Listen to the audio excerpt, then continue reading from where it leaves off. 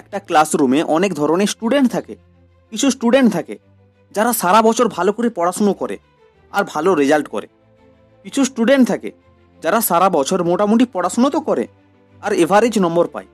কিছু স্টুডেন্ট থাকে যারা এক্সামের কিছুদিন আগেই পড়াশুনো শুরু করে আর খুব ভালো রেজাল্ট করে। আর কিছু আল্ট্রা লেজেন্ড স্টুডেন্ট থাকে যারা শুধুমাত্র এক্সামের একদিন বা দুদিন আগেই পড়াশুনো শুরু করে আর যেমন তেমন করে মোটামুটি পাস করে যায়।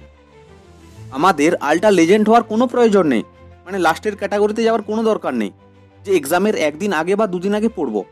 হাতে এখনও কিছুদিন সময় আছে।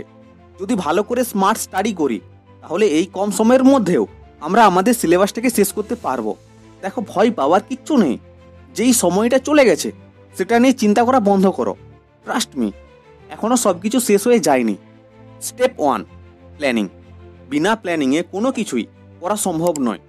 সবার প্রথমে নিজের সিলেবাসটাকে ভালো করে পড়ো, A to Z পুরো সিলেবাসটাকে পড়ো।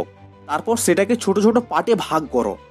ধরলাম তোমার 20টা চ্যাপ্টার আছে একটা সাবজেক্টের, সময় 1 মাস। এবার যদি আমি ডেলি একটা করে চ্যাপ্টার শেষ করতে পারি তাহলে 20 দিনেই আমার সিলেবাস শেষ হয়ে যাবে। কিভাবে পড়বো সেটা আমি পরে বলছি। এখন টাইম ফিক্সড করে পড়ার কোনো প্রয়োজন নেই যে আমি 6 ঘন্টা পড়বো বা 8 ঘন্টা পড়বো। এমন টাইম ফিক্সড করে পড়ার কোনো প্রয়োজন নেই, কারণ কতটা টাইম পড়ছি সেটা এখন কোনো ম্যাটার করবে না। কতটা চ্যাপ্টার আমি শেষ করতে পারছি কনসেন্ট্রেশনের সাথে সেটা ম্যাটার করবে। নিজের আশেপাশের ফ্রেন্ড সার্কেলে দেখবে এমন একজন বন্ধু অবশ্যই আছে যে খুব কম সময় পড়ে, বাকি সময় আড্ডা, মস্তি, খেলাধুলা এইসবে ব্যস্ত থাকে, কিন্তু তবুও সে খুব ভালো রেজাল্ট করে। এটার একটাই কারণ, সেটা হলো কনসেন্ট্রেশন। এবার দেখো কোন চ্যাপ্টার থেকে কত নম্বর প্রশ্ন আসে সেটা তুমি বোর্ডের সিলেবাস বা বোর্ডের নাম্বার ক্যালকুলেশন থেকে খুব সহজেই বুঝতে পারবে। সেখান থেকে মোস্ট ইম্পর্টেন্ট চ্যাপ্টারগুলো খুঁজে বের করো। ফর এক্সাম্পল, একটা সাবজেক্টের 10টা চ্যাপ্টার, যেখানে চ্যাপ্টার 1 থেকে 5 নম্বর, চ্যাপ্টার 2 থেকে 10 নম্বর, চ্যাপ্টার 3 থেকে 7 নম্বর, চ্যাপ্টার 4 থেকে 20 নম্বর, chapter 5 15, chapter 6 12, chapter 7 2, chapter 8 3, chapter 9 3, chapter 10 2। পরীক্ষাতে প্রশ্ন আসে, এখানে আমরা সবার আগে কভার করব। আমাদের প্রথম ফোকাস থাকবে চ্যাপ্টার 4 5, তারপর চ্যাপ্টার 2, তারপর চ্যাপ্টার 6, তারপর চ্যাপ্টার 3।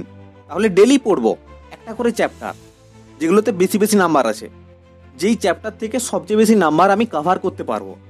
স্টেপ 2, কোনটা পড়বো? পুরো সিলেবাসে যত কিছু আছে তার মধ্যে 20% সিলেবাস থেকেই 80% প্রশ্ন আসবে, এটা ধরে নাও। খেয়াল করে দেখো, একটা চ্যাপ্টারের একটা নির্দিষ্ট জায়গা থেকেই প্রত্যেক বছর ম্যাক্সিমাম প্রশ্নগুলো আসে। বলে এইটা নাহলে ওইটা, বলে অপশন এ নয়তো অপশন বি, দুটো প্রশ্নের মধ্যে যে কোনো একটা প্রশ্ন আসে। সব জায়গাতেই 80-20 প্রিন্সিপাল অ্যাপ্লাই হয়। দেখবে ম্যাক্সিমাম প্রশ্ন কেবলমাত্র 20% ইম্পর্টেন্ট টপিক থেকেই আসে, কিছু ইম্পর্টেন্ট টপিক থেকেই আসবে। এবার আমাদেরকে ওই ইম্পর্টেন্ট টপিকগুলো খুঁজে বের করতে হবে, যেটা খুঁজে বের করা খুবই সহজ। বহু ভিডিওতে আমি বলেছি, প্রিভিয়াস 10 বছরের প্রশ্নপত্র দেখো, একটা চ্যাপ্টার থেকে কোন প্রশ্নগুলো বারবার প্রত্যেক বছর আসছে সেগুলো দেখো, যে একটা চ্যাপ্টার থেকে 10 বছরে এই প্রশ্নগুলো আসছে। এবার ওই জায়গাগুলোকে মার্ক করো। যদি বোর্ড এক্সামের জন্য প্রিপারেশন নাও, টেস্ট পেপার কিনে নাও যেখানে এক একটা কোশ্চেন সেট ধরো। এবার দেখো যে ওই চ্যাপ্টার থেকে কত ধরনের প্রশ্ন আসতে পারে। 20টা থেকে 30টা এরকম স্যাম্পল পেপার রেডি করো। আদার্স কোনো কিছু পড়ার দরকার নেই।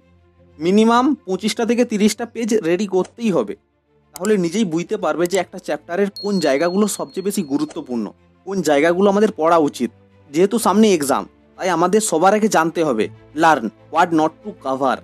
কোন জিনিসগুলো আমি পড়বো না, কোন জিনিসগুলো আমার পড়ার দরকার নেই। যদি ওই জিনিসগুলো আমি কেটে দিতে পারি তাহলে আমার সিলেবাসটা এইটুকু হয়ে যাবে। এতটা অবধি আমরা জানলাম একদিনে একটা চ্যাপ্টারের কোন কোন পার্টগুলো আমাকে পড়তে হবে। Step 3, time management. কি পড়তে হবে, কতটা পড়তে হবে সেটা অলরেডি আমি জানি। এবার অ্যাকশন নেওয়ার সময়। নিজের বেস্ট টাইমে কঠিন সাবজেক্টগুলোকে শেষ করে নাও। 30 মিনিট ফুল কনসেন্ট্রেশনের সাথে পড়ো, তারপর 5 থেকে 10 মিনিটের জন্য ব্রেক নাও। আবার 30 মিনিট পড়ো, আবার 5 থেকে 10 মিনিটের জন্য ব্রেক নাও। চাইলে এলার্ম ব্যবহার করতে পারো, যে 30 মিনিটের একটা এলার্ম দিয়ে দিলে, এলার্ম বাজলো, 5 মিনিটের জন্য ব্রেক নিলাম, আবার এলার্ম দিলাম, 30 মিনিট পড়লাম, 5 মিনিটের জন্য ব্রেক নিলাম। এটা হচ্ছে সবচেয়ে বেশি জরুরি। কখনোই আমি একটানা পড়ার চেষ্টা করব না, এতে প্রোডাক্টিভিটি কমে যায়। একটা সময় পর আর পড়তে ইচ্ছেই করবে না। এবার যেটা করতে হবে, পড়ার চাপ প্রচুর, তো যতটা সম্ভব সোশ্যাল মিডিয়া থেকে নিজেকে দূরে রাখো। প্রয়োজনে ফেসবুক, ইনস্টাগ্রাম, হোয়াটসঅ্যাপ এই সমস্ত অ্যাপসগুলোকে কয়েকদিনের জন্য ডিলিট করে দাও, পরে আবার ইনস্টল করে নেবে।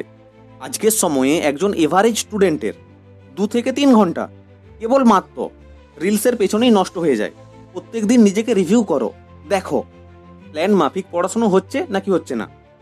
প্ল্যান করে যদি আমি ডেলি পড়াশুনো করি, তাহলে সেলফ ডিসিপ্লিন অটোমেটিক বাড়বে।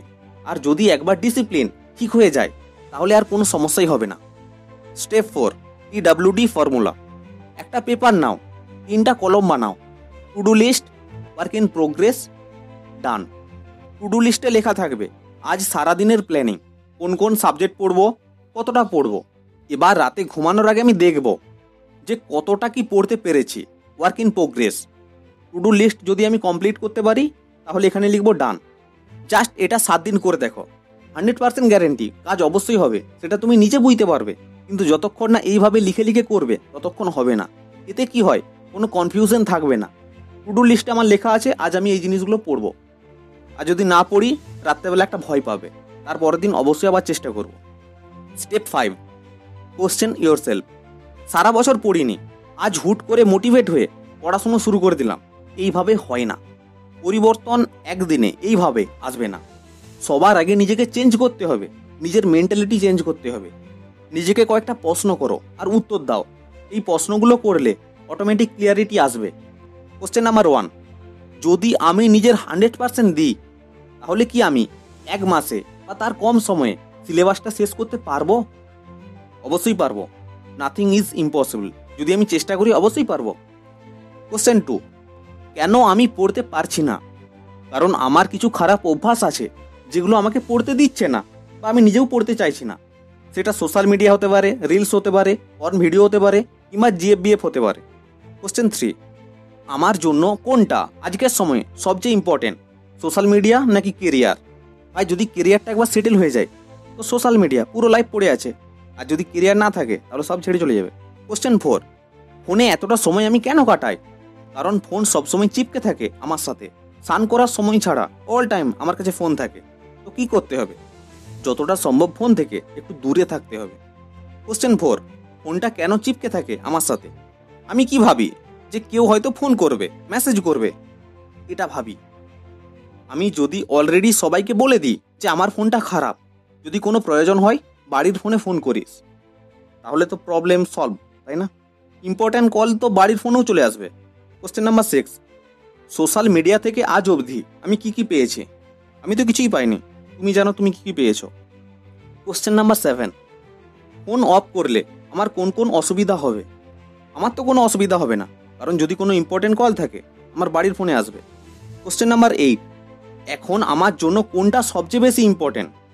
এখন এক্সাম আসছে, তাই আমার জন্য এখন সবচেয়ে ইম্পর্টেন্ট স্টাডি, আর কোনো কিছু ইম্পর্টেন্ট না। এইভাবে নিজেকে প্রশ্ন করো। যত প্রশ্ন করবে তত ক্লিয়ারিটি আসবে, ধোঁয়াশা কাটবে। বোঝা গেল? মা, চলে আয়।